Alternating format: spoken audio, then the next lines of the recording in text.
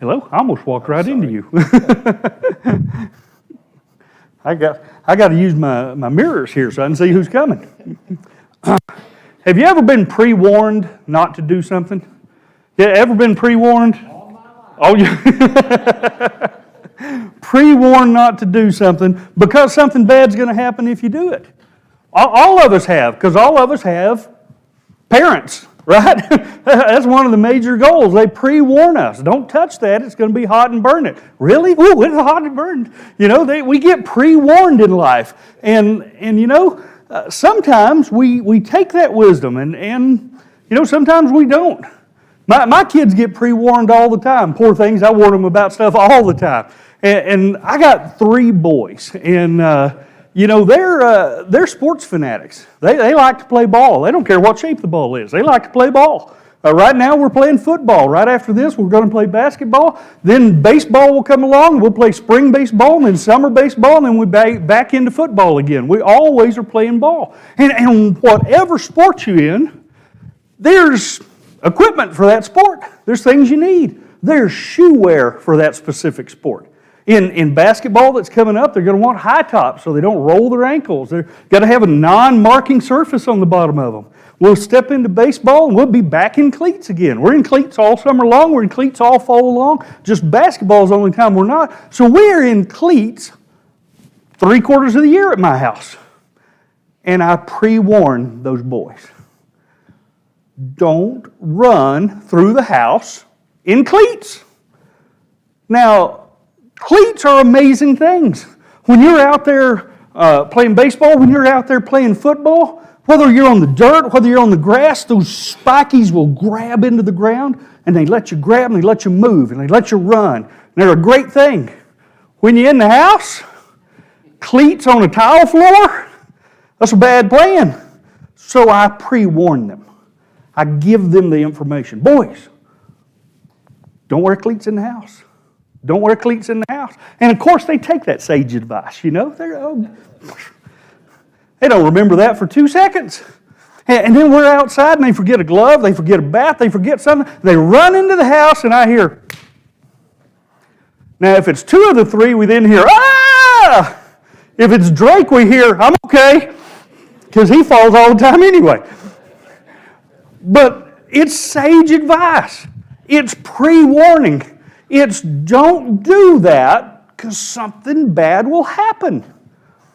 Our lives are full of great warnings like that, and sometimes we pay attention, and sometimes, oh, I'm just going to do this. It'll be all right. Oh, I'm just doing it this way. It'll be okay. Or they don't know what they're talking about. I got this. Children of Israel were the same way. They were the same way then because we're the same way now, right? People have always been the same way. God is unchanging and has never changed, will always be who God is. And guess what? People make the same mistakes over and over again. That's why we have the Old Testament to study from. Because those mistakes they made are a pre-warning to us of, hey, don't do that. It won't work out well for you. It's not a great thing. God has given us the stories in the Bible to provide us with a pre-warning for things that will face us, to show us His power, to show us His grace, to show us a path to salvation. Yet those times pop up where I'm just going to do it my way. I'm just going to try it this way. Oh, it won't matter. I'm just going 10 feet across the tile floor. I can make it. We think our way is okay. We think under our special circumstances, it's going to be all right. It's going to be different. Obviously, it won't happen to us. We won't slip and fall. I mean, surely, at my age now, I can run through the house in cleats. It just doesn't work out that way. There used to be a game show on TV called Let's Make a Deal. Let's Make a Deal. And Monty Hall, y'all remember Monty Hall? Monty Hall, I give you $500 or you can have what's behind door number 3. Oh, I wanted what was behind door number 3. I don't know what's back there. I want it.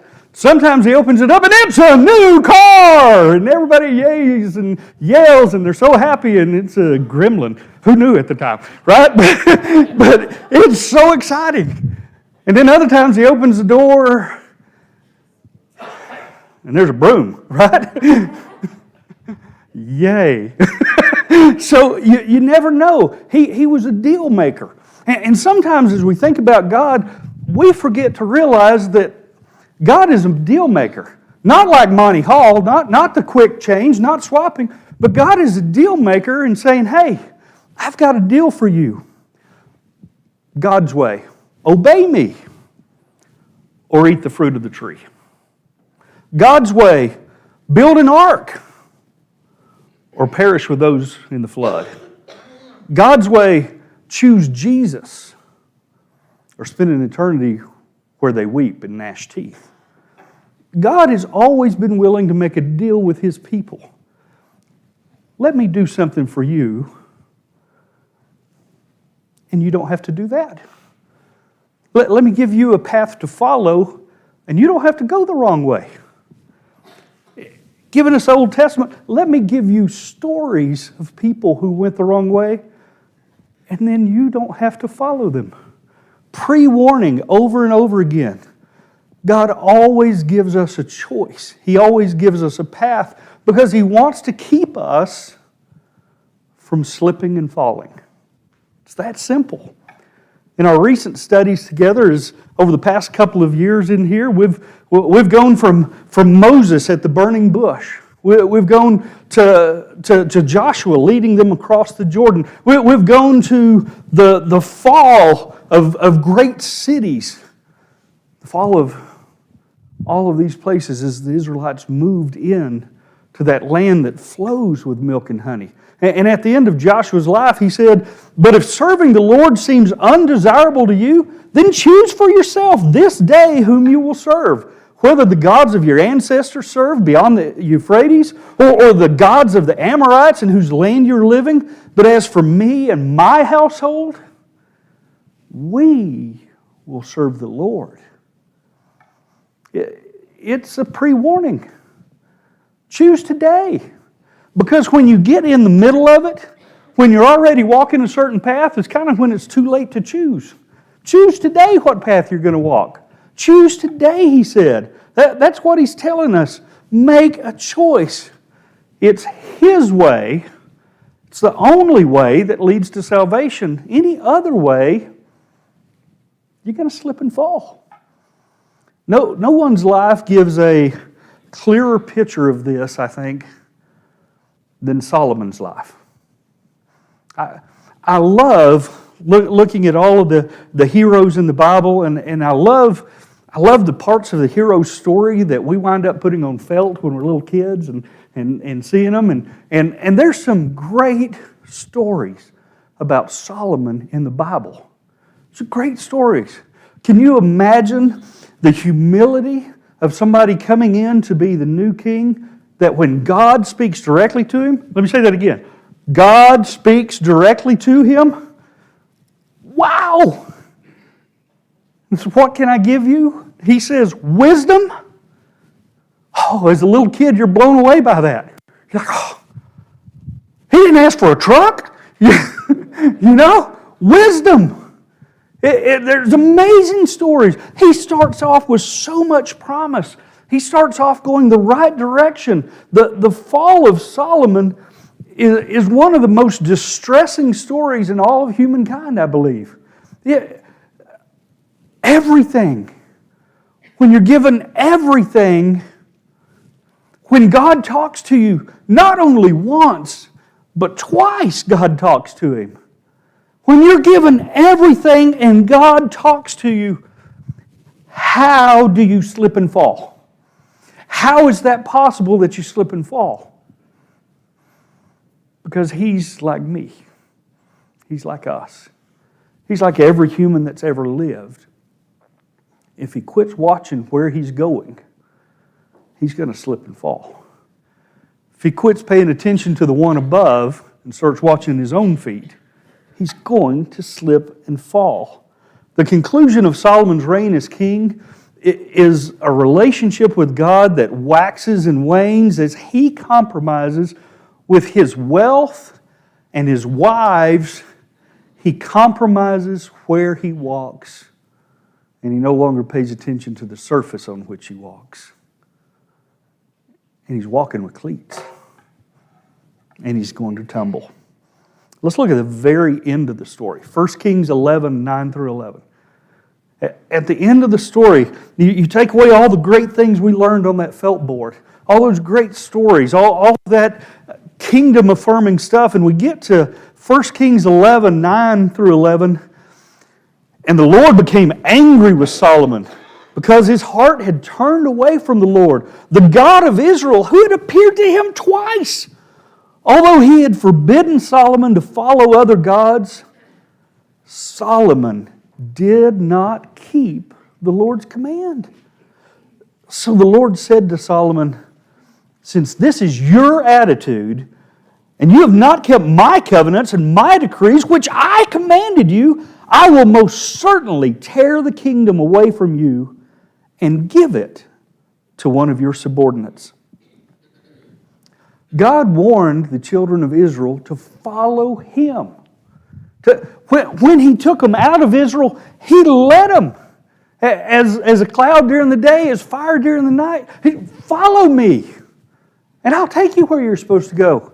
He continues to call to them, tells them to follow Him. He told Solomon to follow me, and he chose not to. He told all the children of Israel, Deuteronomy 6, 1 through 4, "Now this is the instruction, the laws, and the precepts which the Lord your God commanded me to teach you, that you might do them in the land to which you go to possess, that you may fear the Lord your God, you and your sons and your sons' sons, and keep all His statutes and His commandments, which I command you all the days of your life, that your days may be prolonged." That sounds like a pre-warning, right? Do it this way so that your days may be prolonged. Do it the right way. Picking up in verse 3, "Hear therefore, O Israel, and be watchful to do them, that it may be well with you, and that you may increase exceedingly, as the Lord, the God of your fathers, has promised you, in a land flowing with milk and honey." That's the choice He offered to people in Deuteronomy 17. That's the choice He offered them. And then picking up in Deuteronomy 17, He directly talks to the future kings.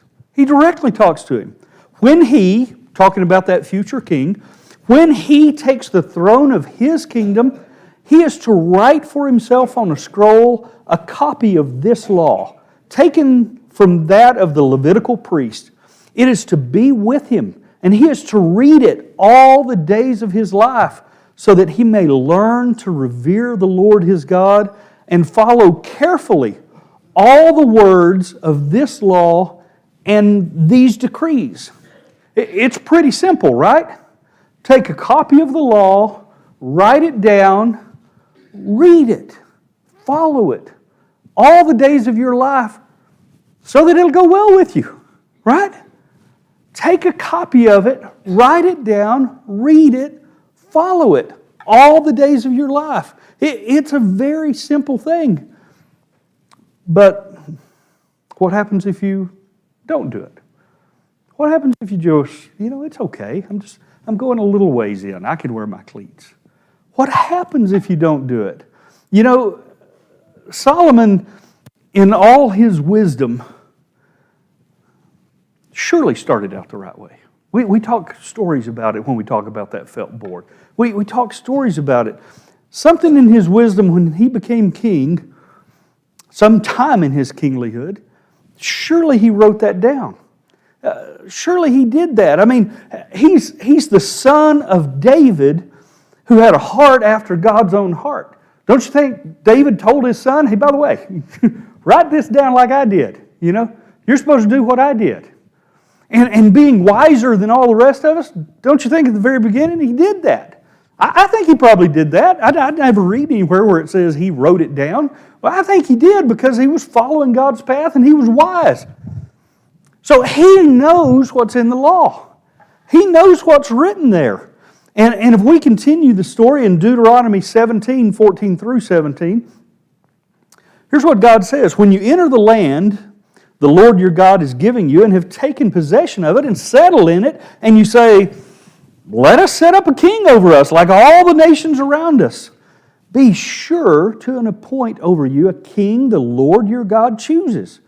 He must be from among your fellow Israelites. Do not place a foreigner over you, one who is not an Israelite. The king, moreover, must not acquire great numbers of horses for himself, or make the people return to Egypt to get more of them. For the Lord has told you, you are not to go back that way again. He must not take many wives, or his heart will be led astray. He must not accumulate large amounts of silver and gold. Pretty specific instructions, right? Pretty simple instructions. They're simple enough that I can follow them, okay? The wisest man in the world would have written down a copy of this. He understands these words. He's heard them. He's written them down. He's read them many times. He understands that God has a promise for him and that God has a path for him. The purpose of the children of Israel from the very beginning is definitely to supply a king who will rule over all of us, a Savior who will lay down his life for all of us. But in the midst of living and being in the world, the children of Israel are supposed to reflect the glory of God in the world.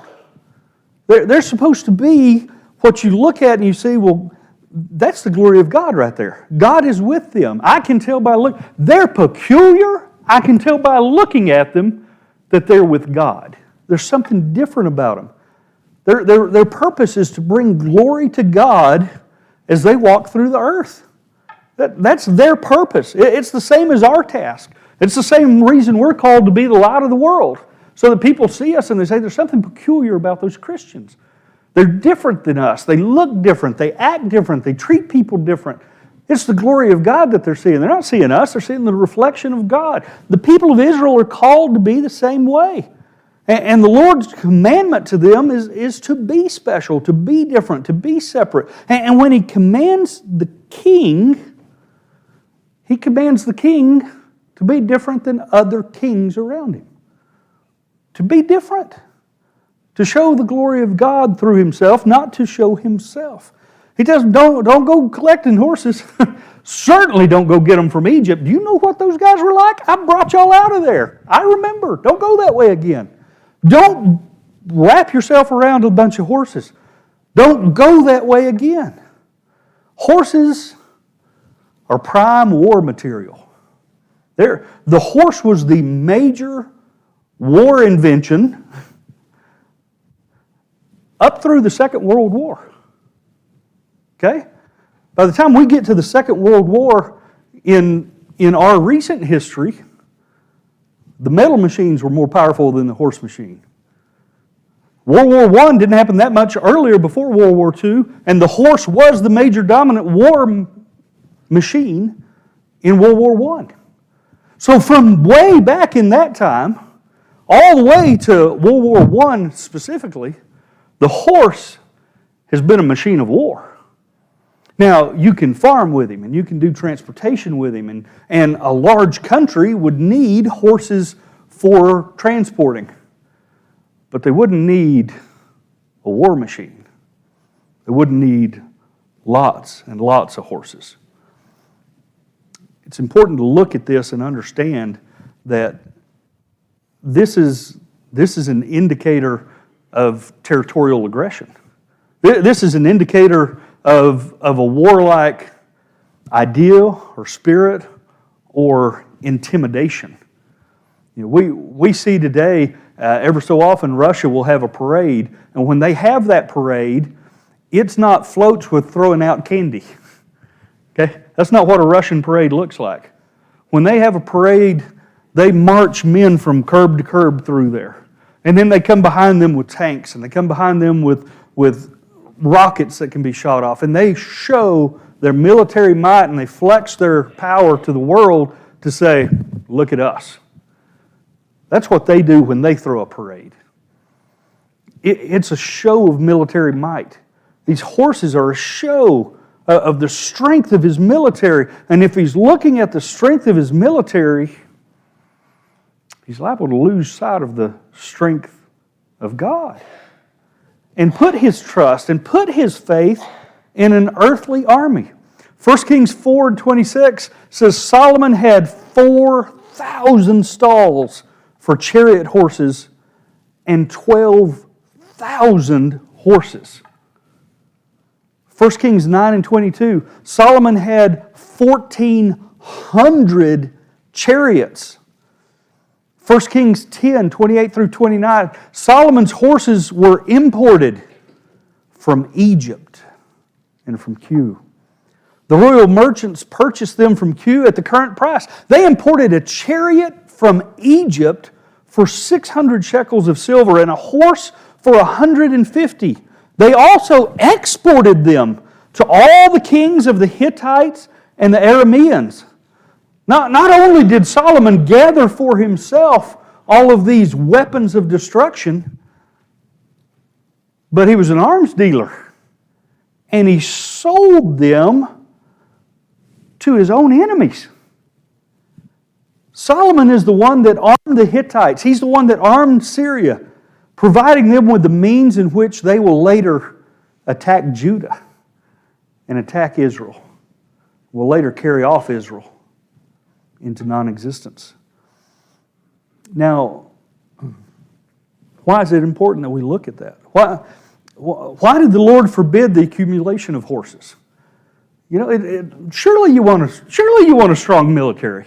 Surely you do, right? Because I'm a man and I count in numbers. You know, if there's 8 of them and there's 1 of me, it's a bad plan. But if there's 8 of me and there's 1 of them, that's a better plan. I count in numbers. That's the way I think.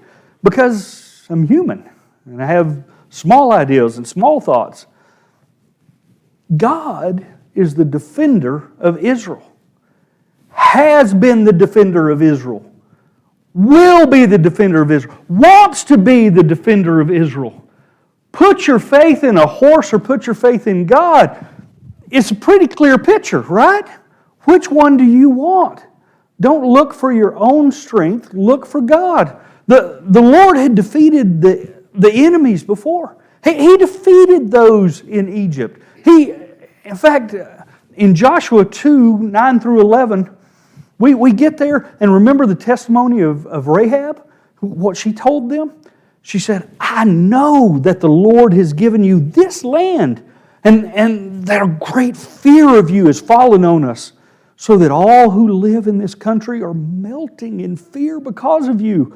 We've heard how the Lord dried up the water of the Red Sea for you when you came out of Egypt. And what you did to Sihon and Og, the 2 kings of the Amorites east of the Jordan, whom you completely destroyed. When we heard of it, our hearts melted in fear, and everyone's courage failed because of you. For the Lord your God is God in heaven above and on earth below. I didn't hear her say a single time, man, you got a lot of horses. Not worried about the horses. I have heard what your God did. They heard about the Battle of Jericho. The wall of Jericho was destroyed when the Israelites walked around it for 7 days. It wasn't attacked by horses. They walked around it for 7 days. It's the power of God is the greatest war machine that's ever been.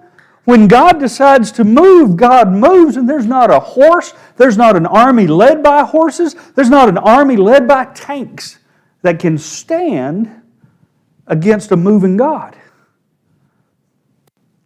Put your faith in me. Put your faith in me, says God. The Midian and Amalekite armies versus the Lord and 300 men under Gideon. We're going to get to that when I come back in January teaching, Lord willing. When I come back in January, we're going to be in Judges.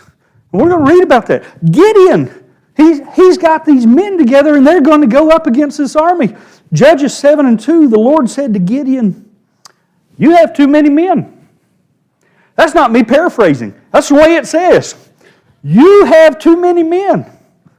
There's not a commander of men ever that said, yep, you're right. No, you have too many men. I cannot deliver Midian into their hands, or Israel would boast against me. My own strength has saved me. God said, you got too many men. I'm going to do this. Pares them down to 300. And you know what? All of these things, Solomon knows. Solomon knows. He knows all of these things, yet he accumulates a large number of chariots and horses. The nation of his time, the world of his time, the other nations, they're not trembling because of the power of the Lord God Almighty. They're trembling because of the power of Solomon, of his horses. They tremble at the power of the army of Israel, and the glory is diverted from the Lord to a man who's walking on uneven footing now. The process all started with the purchase of the first horse, right? It's where it starts. Well, we've talked about it before. It's this step that matters. If I don't take that step, I don't wind up all the way over here. It's that first step that matters. It starts with the purchase of that first horse in direct disobedience to the Word of God. And a dangerous course is now set in motion that will lead from spiritual light to spiritual darkness of a hero that we like to put up on a felt board. It's a single choice. And it's something that's going to lead to slipping and falling. To understand Solomon's compromise, we may have to realize that to him, it might have seemed like a simple deal. It might have seemed like a small deal to him, right? You've heard the term, it's just a little white lie. It's just a little something. You know, there's nothing little about it if it leads to the wrong path. But we justify things like that. We make decisions we shouldn't do, and we justify it by that. This may not seem like a big deal to him. It seemed like a big deal to us because we got a whole Bible class over it, right? It may not seem like a big deal to him. You have to put yourself in the world he lives in for a minute and understand the situation of Solomon's reign. You know, in America today, we are the superpower of our time. Okay? We have overcome communism. We have overcome fascism. We have overcome socialism. We are the superpower of our time. Okay? It doesn't cross our mind one bit when the U.S. Congress authorizes an extra $1 billion to the DOD so that they can order new F-16s. Doesn't cross our mind. That's just business happening. That's kind of the world that Solomon lives in. In Psalm 18, 43 through 44, David is the superpower of his time. That's who he is. Solomon's father is the superpower of his time at the end of his reign. In Psalms 18, 43 and 44, he says, "You have delivered me from the attacks of the people. You have made me the head of nations," with an S at the end. "You have made me the head of nations. People I did not know now serve me. Foreigners cower before me. As soon as they hear of me, they obey me." King David of Israel is the most powerful man in the land by the end of his life. Faraway kings tremble when they hear his name. He is the sole superpower in the region. He's the sole superpower in the known world at this time. He is the most powerful man alive. And when Solomon was made king upon David's death, no nation on the earth was ready or prepared to face the wrath of Israel. That's who he is when he steps into power. And he buys an extra horse, and it just may not have really crossed his mind that he's taken the wrong step. I don't know his mind. He may have known exactly that was the wrong step. But regardless of whether he whitewashed it in his mind or whether he omitted the knowledge he knew of not to do that, he bought that first horse. He bought it from a direction he was never supposed to go again. And he started in the wrong path. And step by step, Solomon moved further away from God. Step by step, Solomon's feet were becoming unstable in the way he was walking because of the direction he was walking. And that's just the horses. That's just the horses. What about the accumulation of the wealth? 1 Kings 9, 26 through 28. King Solomon also built ships at Ezon-Geber, which is near Elath in Edom, on the shore of the Red Sea. And at Hiram sent his men, sailors who knew the sea, to serve in the fleet with Solomon's men. They sailed to Ophir and brought back 420 talents of gold, which they delivered to King Solomon. A talent, we learn, typically weighs around 75 pounds is what I understand. Talent's about 75 pounds. Today, the international price of gold is about $19,880 per pound. At this price, a talent would be worth about $1.5 million today. He got 420 of them. That's $630 million. Right there.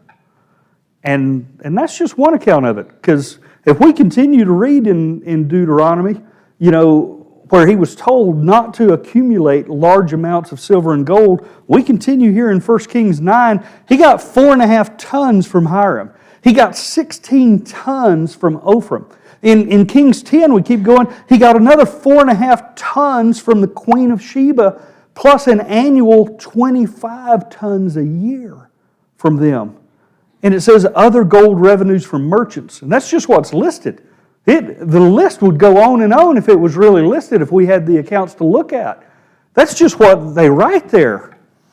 Solomon's own throne, 1 Kings 10, 18 through 21. Then Solomon made a great throne covered with ivory and overlaid with fine gold. The throne had 6 steps and its back had a rounded top. On both sides of the seat were armrests with a lion standing beside each of them. 12 lions stood on the 6 steps, one at either end of each step. Nothing like it had ever been made for any other kingdom. All King Solomon's goblets were gold, and all of the household articles in the palace of the forest of Lebanon were pure gold. Nothing was made of silver because silver was considered of little value in Solomon's days. Don't collect all that stuff. Don't get all that stuff. If you're drinking out of a gold goblet, which way are you looking? It never says there's something wrong with drinking out of a gold goblet, does it? There's nothing wrong with that. Nothing wrong with having a gold goblet. All of the household articles were made out of gold. Might be getting excessive there. Might be taking a step in the wrong direction. People are sending you half a billion dollars of gold. Something's going wrong there.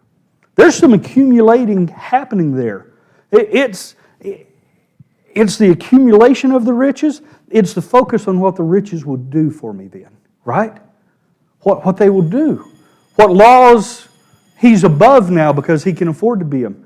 The way he treats other people because he can afford to treat them that way. If we continue, Psalms 52 and 7 says, "Here now is the man who did not make God his stronghold, but trusted in his great wealth, and grew strong by destroying others." You don't think this gold just sprung up from the ground and suddenly did it? It came from others. It came from destroying others. It came from building others. Even the Israelites called Solomon's successor, Jeroboam, when Jeroboam takes over, they called to him, they said, "Lighten the heavy load Solomon put on us." On his own people he pulled wealth from 1 Kings 12 and 14, your father was a hard master, they said. Lighten the burden, the harsh labor demands and heavy taxes that your father imposed on us. Then we will be your loyal subjects. See, God always wanted to provide for Israel. When they were in the wilderness and had nothing, He gave them manna. When they cried out, we're tired of eating manna, we want meat, He gave them quail. God provides for His people. He gave them the military strength, not their own strength, His strength. He gave them the food to survive, not their food, food from Him.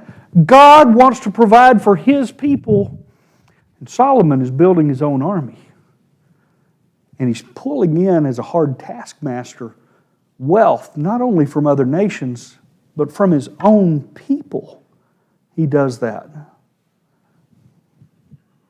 And he takes one step further away from God. And he's closer to slipping and falling.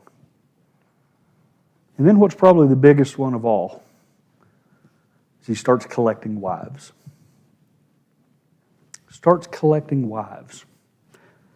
1 Kings 11, 1 through 10. King Solomon, however, loved many foreign women besides Pharaoh's daughter. Moabites, Ammonites, Edomites, Sidonians, Hittites. They were from nations about which the Lord had told the Israelites, you must not intermarry with them because they will surely turn your hearts after their gods. Nonetheless, Solomon held fast to them in love. He had 700 wives of royal birth and 300 concubines, and his wives led him astray. 700 wives, 40-year reign, 17 and a half marriages every year. 300 concubines, 40-year reign, 7 and a half of them added every year. The trip down the slippery slope continued with his very first marriage. Buying the first horse from Egypt was a path the wrong direction. Collecting that first talent of gold was a step in the wrong direction. Marrying that Pharaoh's daughter, going back to Egypt again, was a step in the wrong direction. And then he did it another 699 times. It's a tale of Solomon, that the wisest man in the world, that not only read this, he wrote a scroll of it, walks down the slippery slope one step at a time. One step at a time. For Solomon, the results were devastating. From minor infraction after minor infraction, because that's the way we view things, right? We have minor infractions, right? There's major things. Oh, he did that? Shame on him. It's minor infraction after minor infraction. All of them are major infractions to God. All of them separate us from God. But minor infraction after minor infraction, Solomon condoned a path to separate himself from God. And at the end of his life, Solomon worshipped Ashtaroth, Milcom, Chemosh, and Molech, the foreign gods. He built high places for them just east of Jerusalem, where his wives could go and burn incense to them. And the Bible continues and said he worshipped those foreign gods. The last of these, Moloch, is a god whose ritual was to sacrifice children on an altar to that god with a small g. Solomon didn't get there in one step. It didn't happen the second day. He didn't pray for wisdom the first day, and on the second day, he's murdering kids. That didn't happen that way.